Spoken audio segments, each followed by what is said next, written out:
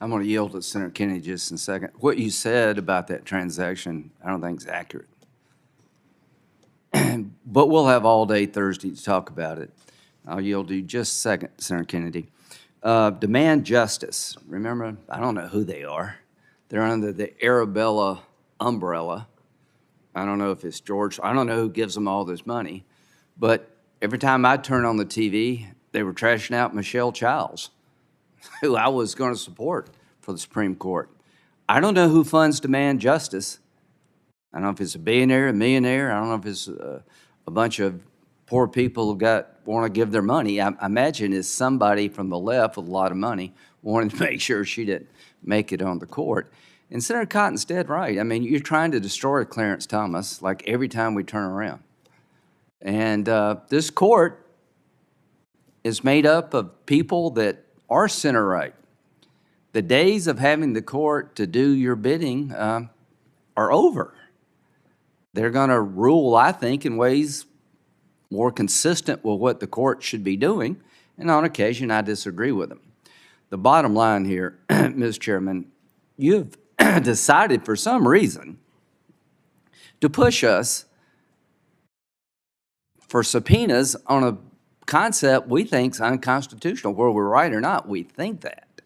It's not going to go anywhere. You're not going to get 60 votes to enforce this subpoena if you pass it on a party line vote like you did the underlying bill. So this is a choice you've made. And I am perplexed, given everything going on, why you chose to do this. But you have, to the detriment of this committee, to the detriment of the country, I think, because we're going to be talking about stuff rather than doing stuff.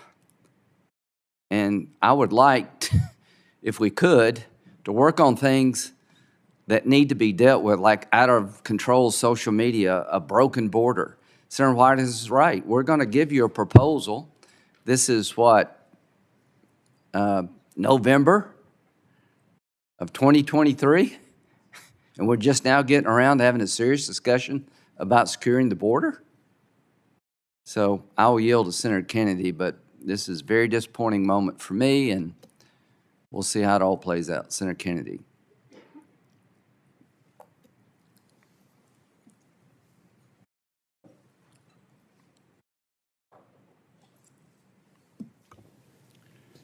Mr. Chairman, Senator Whitehouse, I just find this extraordinary.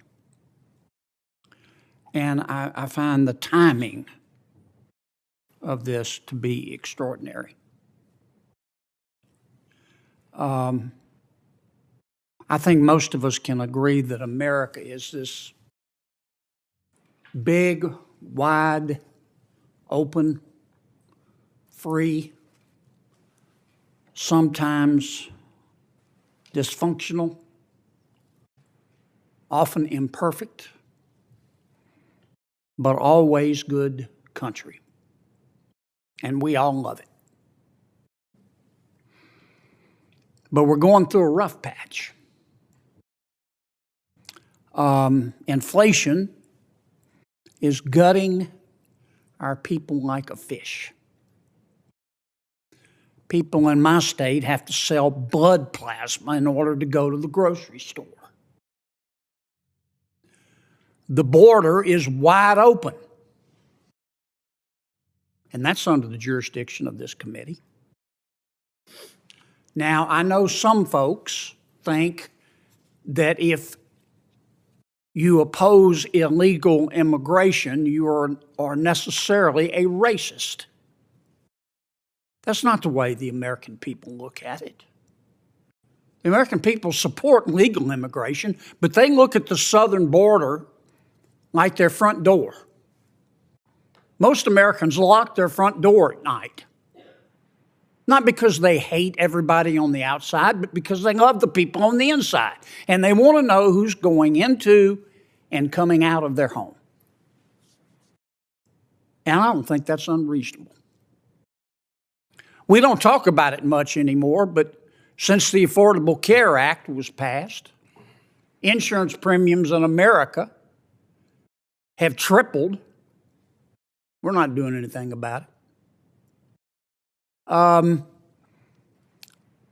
We've always had people in America, unfortunately, who are too poor to be sick, but now many of those people are in the middle class because of our health care delivery system. We're going through a rough patch. Internationally, the world's on fire. The world's on fire in Eastern Europe. It's on fire in the Middle East. The embers are smoldering in the Indo-Pacific. You don't have to be Mensa material to see that this is all being coordinated between and among China and Russia and the Ayatollah in Iran. Their goal is to have Russia dominate Central and Eastern Europe, to have the Ayatollah in Iran dominate the Middle East, to have China dominate the Indo-Pacific and Sub-Saharan Africa, and be free to make whatever move they want to in South America. Look at the democracies that are being overthrown in South America. And that is not a world that is safe for America. But what are we concentrating on? We have decided, Mr. Chairman, to attack another branch of our government. Now, Senator Whitehouse, I don't agree with you, respectfully, that the fundamental issue here is bribery at the Supreme Court. I don't believe that. And I don't believe you do either, sir. I think the fundamental issue here is that there's some people that don't like the opinions being issued by the United States Supreme Court. And that is your right. I've disagreed with many of the Supreme Court's opinions, but I haven't tried to destroy them. I think you're making a big mistake here, Mr. Chairman. I say that with all the respect I can muster. And here's my question. No one in the Milky Way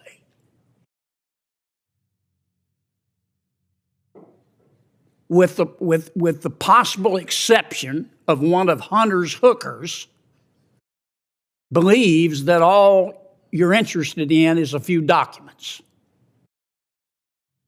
Is your end game to subpoena Clarence Thomas and make him appear before the Judiciary Committee?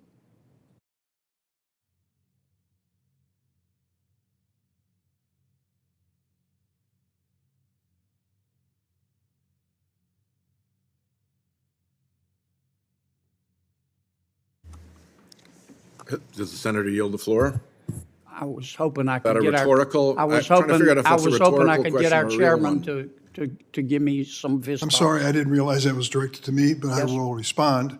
Our end game is to follow the facts. We cannot accumulate the facts without the cooperation of the witnesses. When the witnesses, after repeated attempts to appeal to them, have failed to produce these facts and documents, we've turned to a subpoena. But I can tell you, it's after a long, arduous journey where we've done everything we can to try to get their voluntary cooperation. Well, Mr. Chairman, do you believe we can subpoena Clarence Thomas? I haven't addressed that issue either Well, privately we or have, publicly. and we say no. I'm going to go to the roll call votes and then continue this discussion if the members wish to stay for that purpose. First is Judge Mustafa Kasabi, nominated to U.S. District Court for the District of Oregon. Does anyone seek recognition on the judge's nomination? I do. Senator Grant. I think I voted almost 90-some% of the time for district court judges that were picked by senators working with the White House. I sort of like that. As a matter of fact, I just was able to work with the White House legal counsel to get a nominee from South Carolina up. I wouldn't have chosen any of these people, but I'm a little old-fashioned. I'd like to have senators still have input about district court judges in their state. And when you're out of power in the White House, we're working as best we can over here to find acceptable nominees. And I'm proud of what the committee's tried to do, and to the members in the minority been I think very reasonable. These two are just way out of bounds. I mean, just like over the top out of bounds. I do not trust these two nominees to give me a fair trial because I think they're so indoctrinated in their liberal thoughts and their attitudes about life. It oozes from their pores. I mean, you could feel it, not just hear it. These people are really committed to their causes, of which I almost don't share any of them. And it's okay to disagree with each other, but I don't believe they could resist the temptation to be a district court judge to advance their causes. And I've never said that before in this committee. But about these two, I believe that. So I'm voting no to both. So the question is,